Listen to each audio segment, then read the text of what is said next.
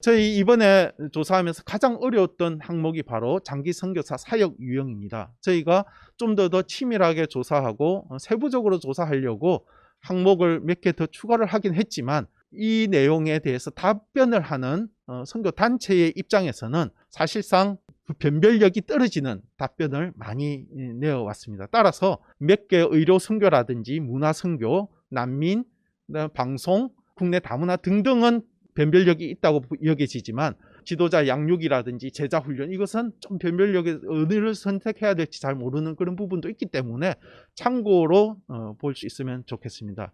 단기 선교사를 보겠습니다. 단기 선교사는, 여기서 단기 선교사는 타문화권에 가서 1년 이상 2년 미만의 계획으로 선교 사역을 하고 있는 단체 소속의 한국인으로 하였습니다. 그래서 단체 소속 단기 선교사는 402명이고 이것은 추정수가 아니라 집계된 수입니다. 그래서 저희가 볼 때 73% 정도에서 답변을 했고 402명으로 나왔습니다.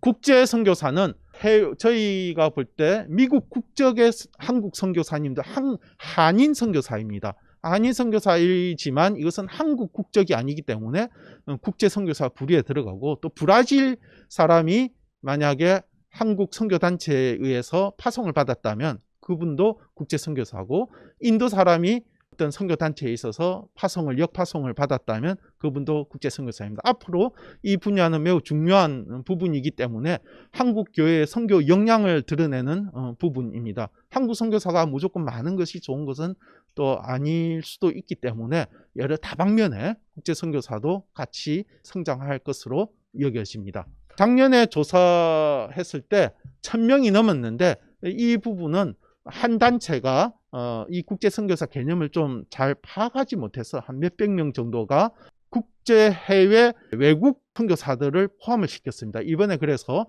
작년에 비해서 한 100명 정도가 줄은 것으로 파악되고 있습니다.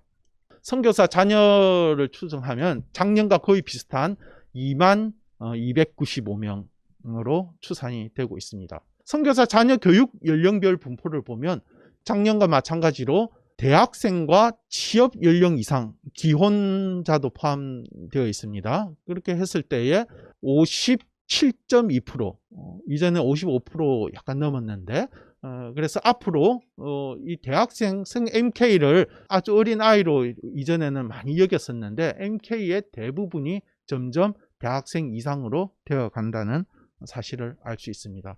이 부분도 선교사 분포와 같이 이전 자료와 잠깐 비교를 해보았습니다. 이전 자료를 볼 때에 처음 1992년도에 파송된 선교사의 대부분의 자녀는 미취학, 그러니까 한 50% 가까이 되는 분들이 미취학 자녀들이었습니다. 그러나 지금은 미취학 자녀는 거의 10% 밑으로 내려왔고 대부분이 대학교 이상이고, 이 수치는 계속 누적되어서 늘어날 것으로 보입니다. 한 가지 문제는 많은 단체에서 MK에 대한 정의가 모호하기 때문에 MK를 볼 때에 대학교까지 보는 데가 있고, 어떤 때는 고등학교까지 보는 데가 있고, 기혼 자녀들에 대해서는 파악하지 않고 있습니다. 그래서 이번에 저희가 조사하면서 상당히 좀 애로점이 많이 있었습니다. 문제는 대학교 이상에 대한 수치도 각 단체에서 파악할 필요가 있다는 것을 또 이 자리를 빌어서 알려드립니다. 추가 항목 조사를 발표하겠습니다. 임시 귀국 선교사, 코로나와 관련되어서 저희가 KWMA 사무실에서 같이 6개월 전에 설계를 하고 논의를 한 다음에 이 항목을 임시로 추가하기로 하였습니다. 그래서 임시 귀국 선교사와 파송 훈련 및 선교교육, 단기 선교 활동 3가지 영역에 있어서 추가 항목 조사를 마지막으로 했습니다. 임시 귀국은 2020년, 21년 다 합쳐서 한 것이 아니라 2021년 한 해 동안 임시 귀국 장기 선교사를 파악했습니다. 여기에 152단체가 응답을 하여서 집계된 수는 2,707명이었습니다. 여기에서 3가지 부류를 단일 항목으로 선택하게 했습니다. 사실은 복합적 요인인데 변별력을 위해서 단일 항목으로 했을 경우에 개인적 사유가 50% 가까이 되었고 34%가 코로나19와 관련이 되었습니다. 또한 16.5%가 코로나 이외의 사역지 환경을 통해서 임시 귀국한 것으로 드러났는데, 임시 귀국 요소에서 외부 선교사의 개인적인 이유가 아닌 안식년이라든지 건강 요인이 아닌 외부 환경으로 들어온 것이 50.8%를 차지하게 되었습니다. 따라서 선교적 환경이 그렇게 환경 자체는 그렇게 선교사가 일하기에 쉬운 환경은 아니라는 상황을 알 수 있습니다. 2021년 선교사 파송훈련에 대해서도 조사를 했습니다. 이 파송훈련은 선교사가 현지에 출국하기 전에 선교사 정식 훈련에 관한 내용입니다. 2년간의 참가자 추이를 저희가 살펴보기로 했습니다. 했을 때에 11.54%가 감소했습니다. 2020년에 코로나가 시작되었을 때보다도 작년에 11.54%가 감소된 것으로 나타났습니다.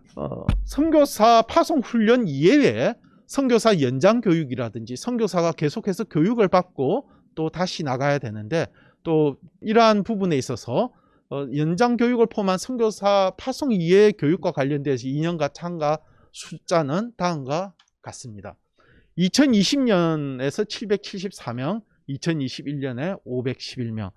이 선교사 교육은 34% 정도가 더 감소한 것으로 나타났습니다. 하지만 선교 관심자 정기 선교 교육, 이것은 일회성이 아니라 정기 선교 교육에 선교 관심자들이 교육을 얼마나 받았는지 보았을 때에 48% 정도, 47.74%가 2020년보다 더 많은 수를 증가하게 되었습니다.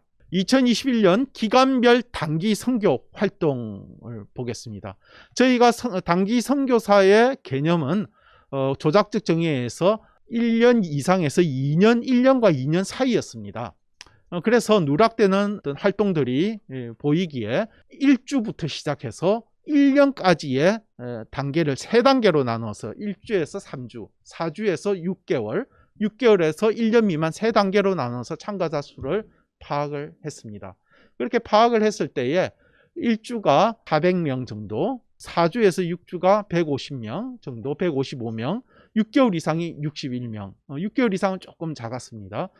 실행단체는 응답은 했지만 실행단체는 1명 이상이라도 여기에 참석자가 있는 단체입니다. 그래서 그렇게 많은 단체는 아니었습니다. 하지만 여기에서 참 환경이 어려움에도 불구하고 온라인으로 많은 사람이 참석했습니다.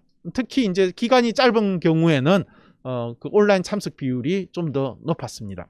기간뿐만이 아니라 단기 선교 활동에는 대상별로 볼 수도 있습니다. 왜냐하면 기간과 상관없이 잠시 한 며칠을 한다든지 이런 식으로 해서 두 영역의 대상, 그러니까 해외 현지인을 대상으로 하는 것, 국내 타문화권을 대상으로 하는 단기 선교 활동에 참여한 수는 총 3,809명으로 집계되었습니다.